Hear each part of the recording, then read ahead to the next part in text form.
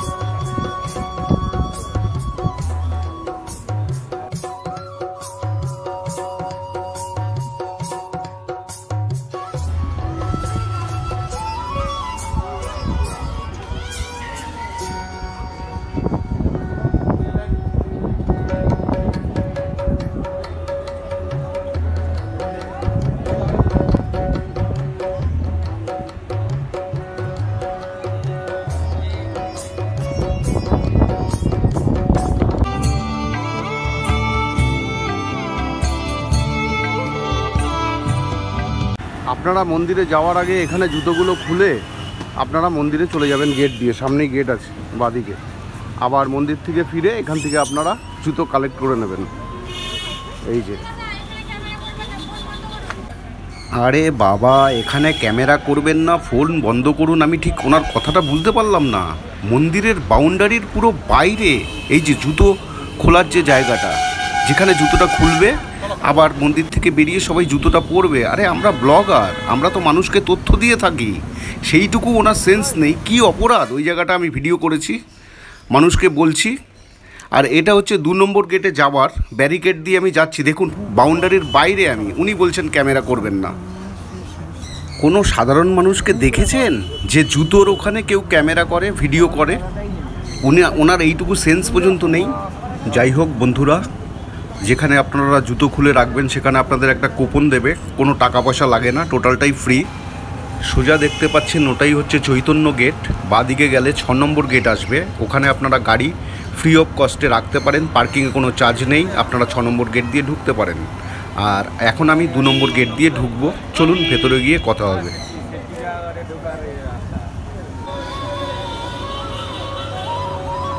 আমার এই selfie স্টিকটা allow করবে না, এই সেলফি স্টিকটা রেখে আমার যেতে হবে। কোনো ভিডিও ক্যামেরা, এমনি ক্যামেরা অ্যালাউ করবে না। নেশা জাতীয় দ্রব্য, সিগারেট, পান মশলা, গুটকা, খৈনি এইসব কিচ্ছু না, দেশলাই পর্যন্ত না। লেডিস পার্স, ব্যাগ, এগুলো শুধু মোবাইলটা অ্যালাউ করছে, তাও আবার বিশেষ বিশেষ জায়গাতে। দেখলেন তো এই সিকিউরিটি দাদা কি বলল? ভেতরে ভেতরে মানে কোন ভেতরে? কোন ভেতরে ক্যামেরা করতে দেবে? তাহলে আদৌ অ্যালাউ করলো কেন মোবাইল ফোন? যাই হোক বন্ধুরা, শুরু করি ব্লগটা, চলুন। মন্দিরে যাওয়ার আগে তোমরা এখানে কলে পা দিয়ে নেবে।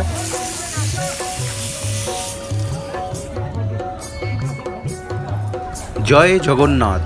বন্ধুরা চলুন এই ভিডিওর মাধ্যমে আপনাদের ঘুরিয়ে দেখাবো আমাদের পশ্চিমবাংলার দীঘার জগন্নাথ মন্দির, সাথে জানাবো সমস্ত তথ্য। এই মন্দির কোন সময় খোলা থাকে, আবার কোন সময় বন্ধ থাকে, পুজো দিয়ে প্রসাদ কীভাবে পাবেন, পুজো ডালা কোথা থেকে কিনবেন, গাড়ি কোথায় পার্ক করবেন, জুতো কোথায় খুলে রাখবেন, পুরো সমস্ত তথ্য এই ভিডিওতে আপনাদের দেব। এটা দেখুন, এটাই হচ্ছে অরুণ স্তম্ভ, আবার সান পিলারও বলা হয়, যেরকম পুরীতে আছে।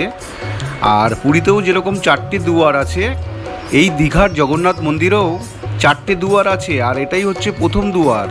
আমরা এই দুয়ারের ভেতর দিয়ে, প্রথম দুয়ারের ভেতর দিয়ে আমরা প্রবেশ করব। চলুন, আমাকে এই জায়গাটায় ভিডিও করতে দেবে না, তো দর্শন করুন।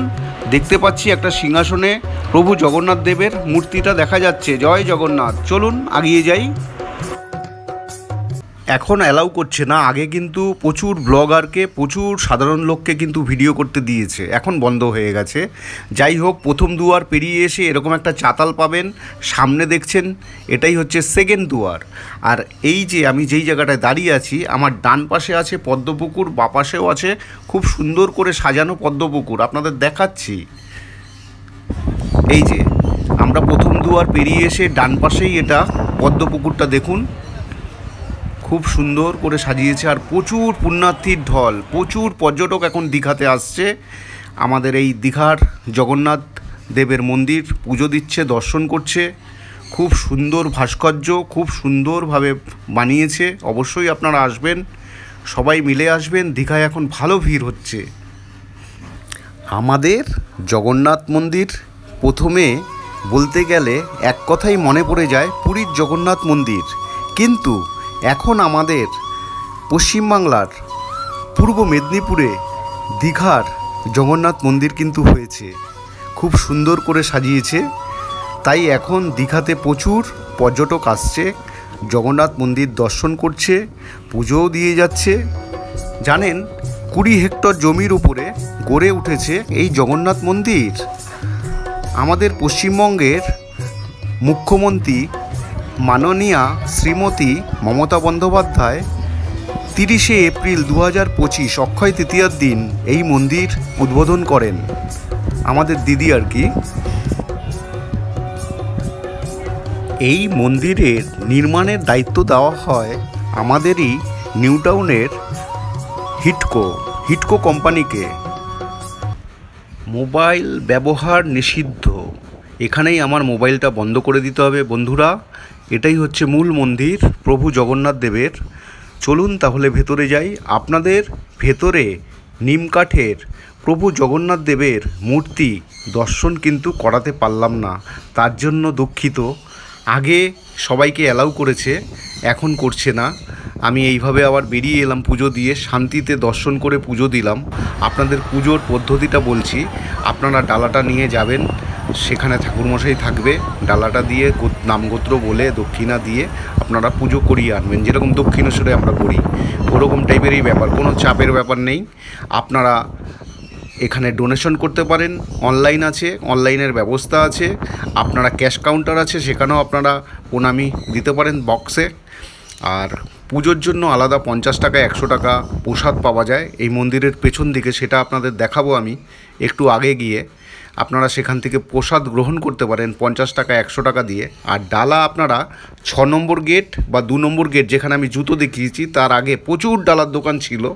50 টাকা 100 টাকা 150 টাকা 200 টাকার ডালা আপনারা পেয়ে যাবেন। এখন আপনারা দর্শন করুন ছোট ছোট জয় বজরংবলী, কি সুন্দর করে এই মন্দিরটা সাজিয়েছে দেখো। রাতের দিকে তো আরও সুন্দর, রাত্রেবেলাও তোমরা আসবে, দেখবে এই মন্দির খুব সুন্দর। লাইটগুলো যখন জ্বলে অসাধারণ লাগে, বিউটিফুল লাগে। আমি নাম বলতে পারবো না, এটাও একটা আমাদের ঠাকুর। এটা কোন ঠাকুর ঠিক ক্যামেরায় আমি ক্লিয়ার না, তোমরা যদি জেনে থাকো অবশ্যই কমেন্টে জানিও এইটা কোন ঠাকুর, আমি ঠিক বুঝলাম না। চোখ জুড়িয়ে যাওয়ার মতন ভাস্কর্য, সত্যি মন্দিরের এত সুন্দর ভাস্কর্য। এই মন্দিরের চারিপাশের যে চাতালটা অসাধারণ, চোখ জুড়িয়ে যায়। খুব সুন্দর করে সাজানো হয়েছে, বিশেষ করে চাতালটা। মানে এতটা বড় জায়গা নিয়ে এই মন্দিরটা, আমাদের দীঘার জগন্নাথ মন্দির।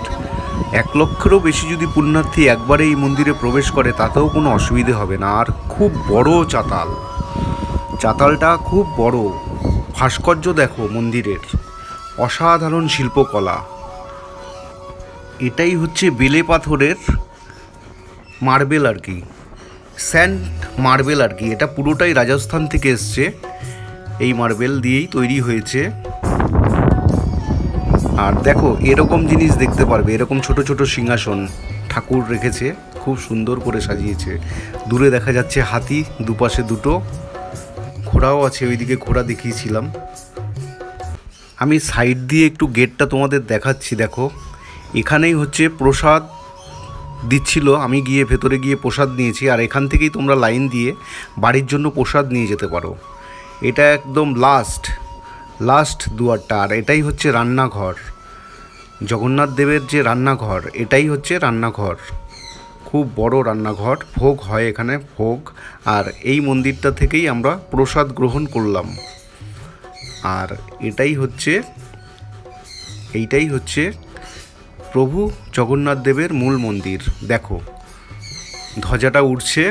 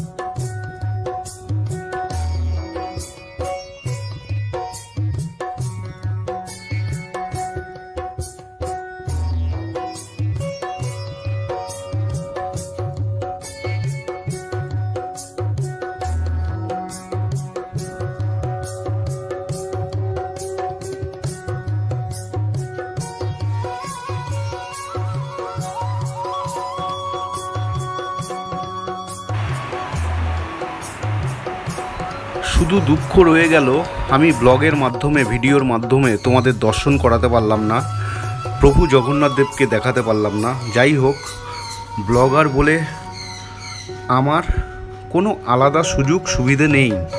নিয়ম সবার জন্য যা, আমার জন্যও তা। যে যেখানে যেরকম, সে সেরকম পালন করতেই হবে। আরেকটা কথা বলছি, পুরী মন্দির পুরী মন্দিরের মতন, আর আমাদের দীঘার জগন্নাথ মন্দির জগন্নাথ দেবের মতন। এর সঙ্গে কোনো আলাদাভাবে তর্ক বিতর্ক করা যায় না। যাই হোক, এখন তোমরা প্রভু মহাদেবকে দর্শন করো। এটা শিব মন্দির, ছোট্ট করে সাজিয়েছে। এরকম অনেক দেখতে পারবে, অজস্র মন্দিরের চারিপাশে। ওম নমঃ শিবায়, ওম নমঃ শিবায়, ওম নমঃ শিবায়। ভোলেনাথ মহাদেবের এই ছোট্ট মন্দিরের ওপরেই মূল মন্দিরের ধ্বজাটা উড়ছে। দেখো কি সুন্দরভাবে এই দীঘার জগন্নাথ মন্দিরে। আর জানো, এই দীঘার জগন্নাথ মন্দিরের এই ধ্বজা প্রত্যেক দিন বিকেল 4:30 সময় পাল্টানো হয়।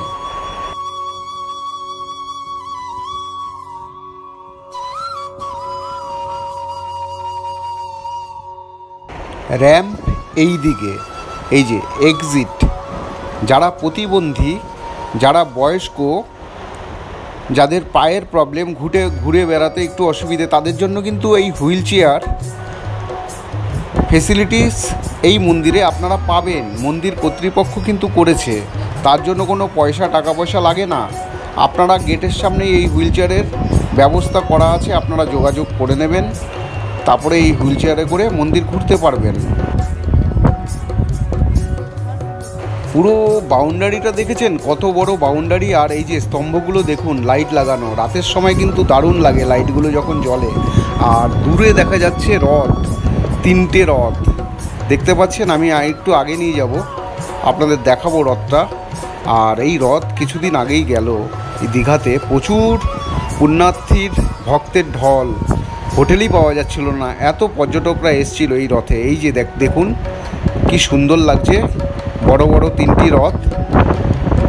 রথযাত্রা এবার দীঘাতে খুব বড় করে পালন করা হয়েছিল। আমাদের মাননীয় মুখ্যমন্ত্রী শ্রী মমতা বন্দ্যোপাধ্যায় এসেছিলেন। আর এটাই হচ্ছে হরিনাম মণ্ডপ। আপনারা যারা এই মন্দিরে এসে হরিনাম করতে চাইবেন, তাদের ওইখানে গিয়ে আপনারা হরিনাম করতে পারেন। আর এবারে বলি, দীঘার জগন্নাথ মন্দির সকাল 6টা থেকে দুপুর 1টা পর্যন্ত খোলা থাকে। তারপরে 1টা থেকে 3টে পর্যন্ত কিন্তু বন্ধ থাকে। তারপরে আপনারা 3টে থেকে 3:30টের সময় মন্দির খুলে দেবে। একদম রাত্রি 8টা পর্যন্ত আপনারা মন্দিরে পুরো থাকতে পারবেন, ঘুরতে পারবেন, পুজো দিতে পারবেন, দর্শনও করতে পারবেন। আর এই যেই হরিনাম মণ্ডপ, এটা যেটা বললাম আপনাদের, সবাই গিয়ে হরিনাম করছে দেখুন।